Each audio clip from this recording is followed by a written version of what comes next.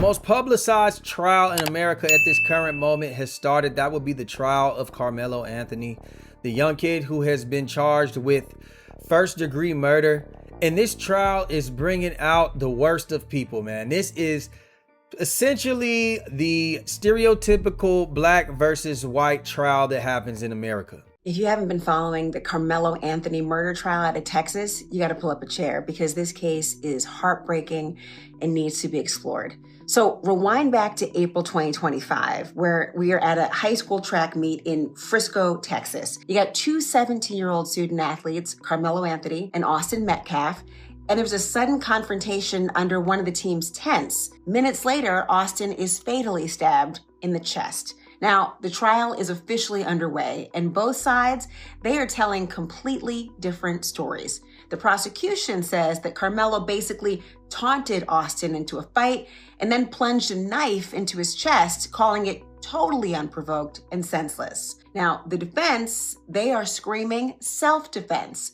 They argue that Austin and his twin brother were way bigger than Karmelo, and that Austin actually shoved Karmelo first after telling him to get out of their school's tent. And they're saying that it was a split-second reaction born out of pure fear.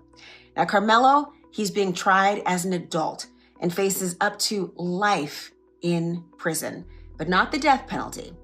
You got surveillance video that was just played in court, but it didn't clearly capture the actual stabbing. So witness testimony, that's going to be extremely crucial in this case. And in the end, the jury's going to have to decide, was it a case of unprovoked first-degree murder or a tragic split-second act of self-defense? And then all of a sudden, I see him run down the bleachers, grabbing his chest, and just blood rushing out. You know, he said, "Yo, you got stabbed, you got stabbed." First, I froze for half a second. I didn't know what to do. And then I saw him about to fall. I went to go over there. I grabbed him. I see. This stuff. I don't know how. I mean, it's just so heartbreaking. Now we know that people are trying to sway public opinion when it comes to this situation because this has caused a great divide down the racial lines in America. There's pictures of the twins with their hunting rifles. People are saying these were racist white Americans. That's why they confronted him. They didn't want Karmelo under there because he was a young black male. There's people showing a picture of Karmelo holding what appears to be an assault rifle, AK style. From what I'm hearing, it's really a BB gun. And it was a BB gun where he's at a party full of white people.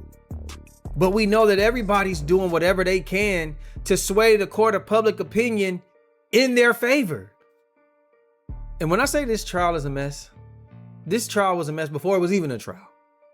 Down to one of the first press conferences for the Anthony family, when they decided they were going to speak out against this situation. Sometimes you got to realize the people who you put in charge may not be the people for you. You see, there's a minister who is a activist. His name is Dominique Alexander. He's representing the family. There was a situation that he spoke on in the press conference where the Metcalf brothers' father came to the press conference and wanted to have a word with the Anthony family.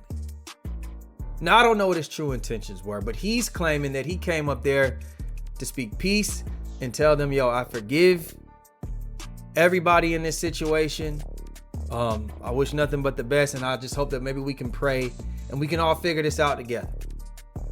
What we seen at the beginning of this press conference, of the father being at this press conference, these are my words, don't quote anybody, is a disrespect to the dignity of his son. That was disrespectful and just shows you all the character. He was not invited. He knows that it's inappropriate to be near this family.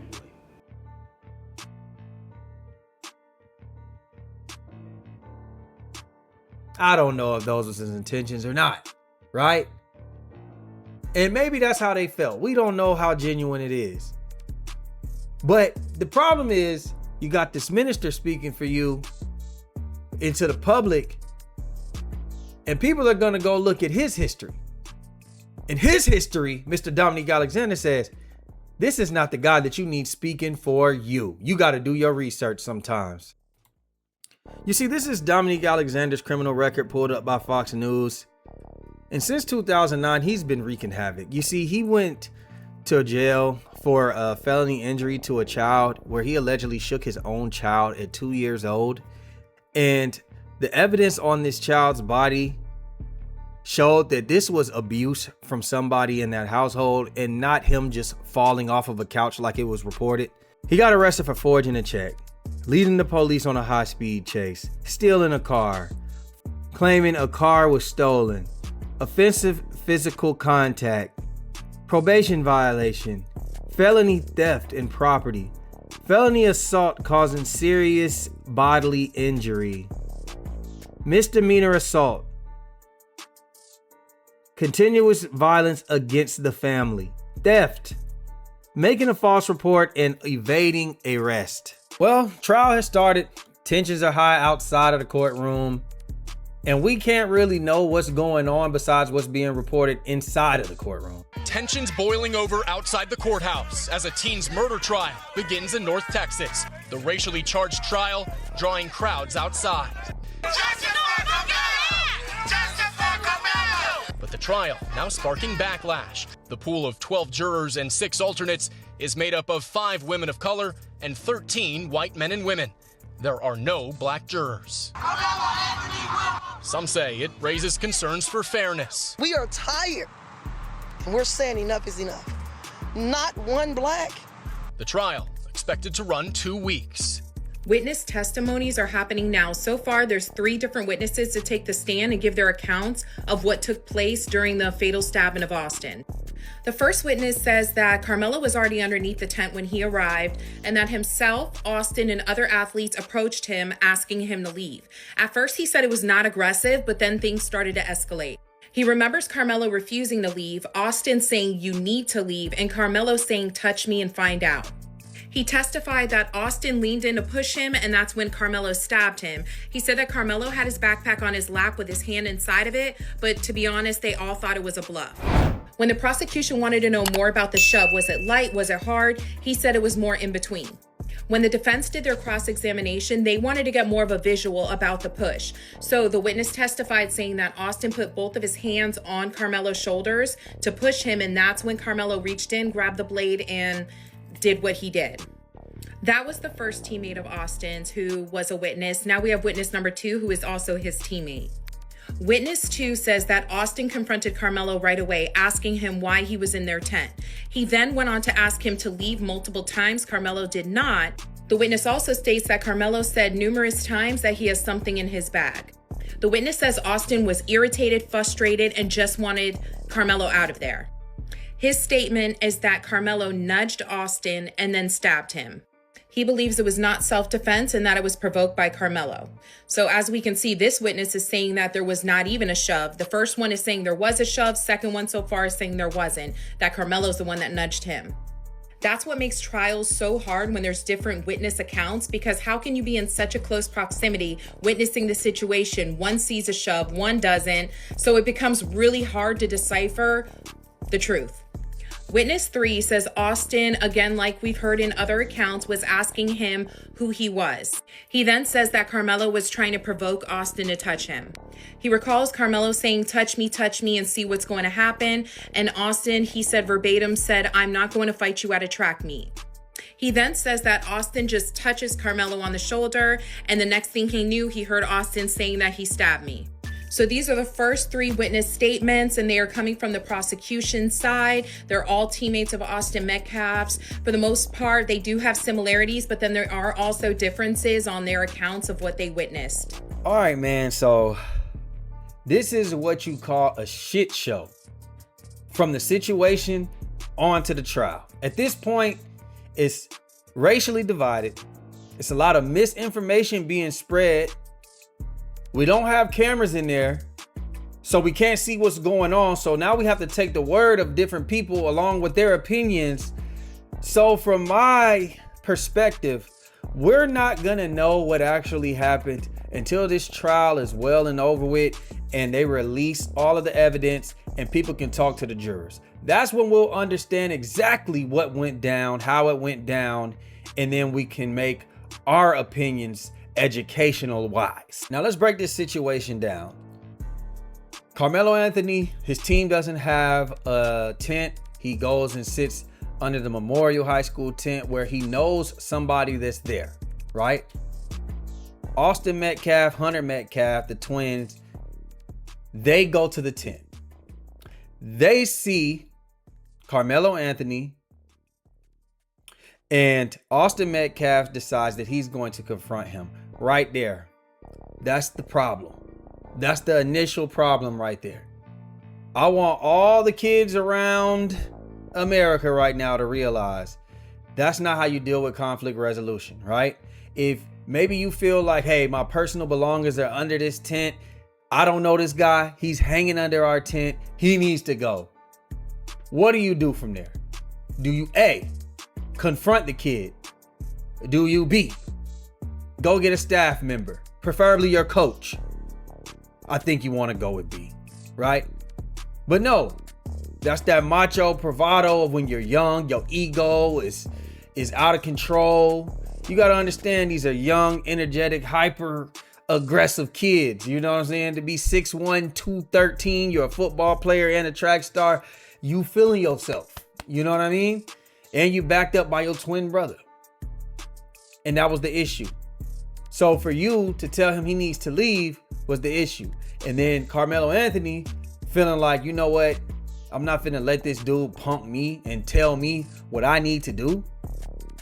That's the second problem, right? Not knowing conflict resolution. On top of that, he probably sees, yo, this is a white boy trying to tell me what to do. We know that there's racial divides. Like sometimes it's not the fact that people ain't gonna get up and leave. It's like the way that you say it though. So it's probably the way that he said it to him, which made him be like, well, do something about it. Because I've been seeing reports saying, hey, as long as you don't put your hands on me, we're good. I don't believe that.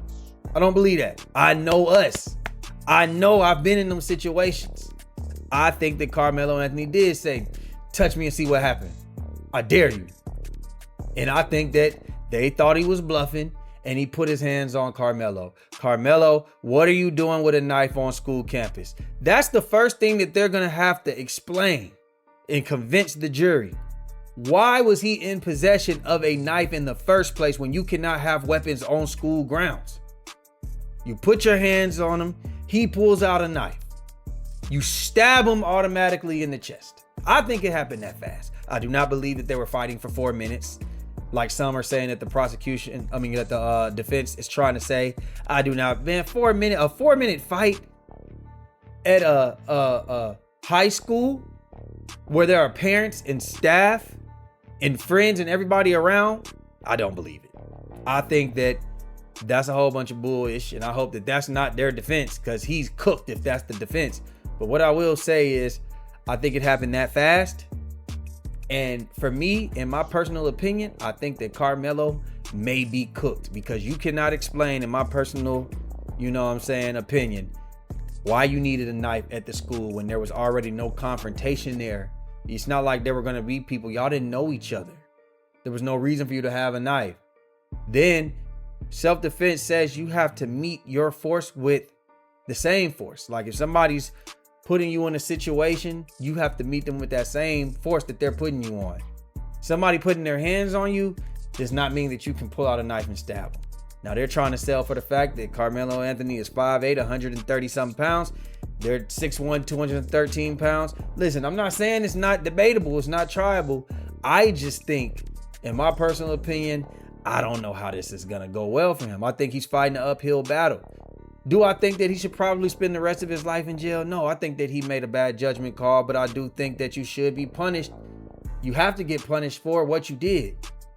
But you're 17, logic is off. I wouldn't want to see him in jail for the rest of his life. Honestly, I think that If I was Karmelo Anthony, I would have been trying to ask my lawyer to get some type of manslaughter charge. Maybe I can do 4-5 years and go on with the rest of my life. Get out in my 20s still. I haven't missed much of life. That's how I look at it. But when you're being backed by in such a public event by all of these people, a lot of public black figures, this is national news. I think a lot of people are in his head and he doesn't want to admit to that. And I mean, it's scary. I don't want to go to prison.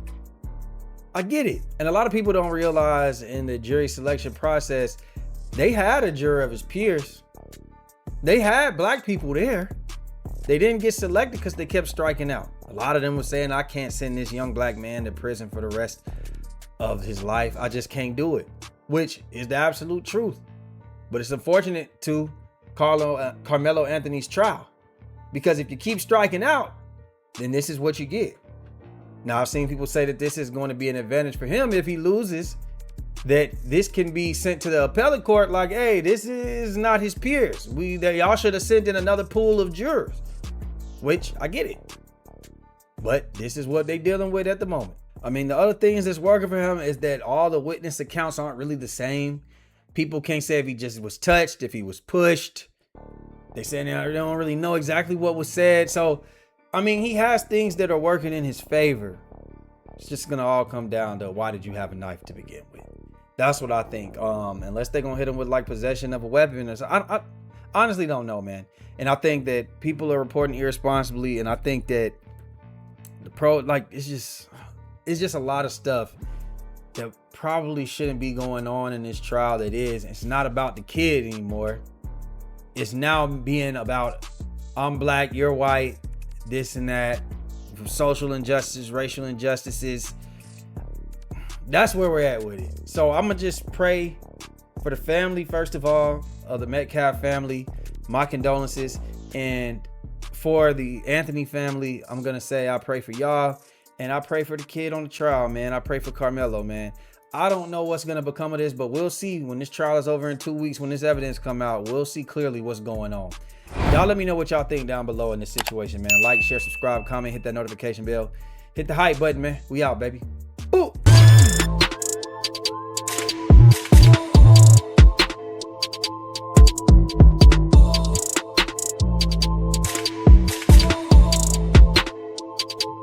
IG-TheLaFlareLounge. It's him.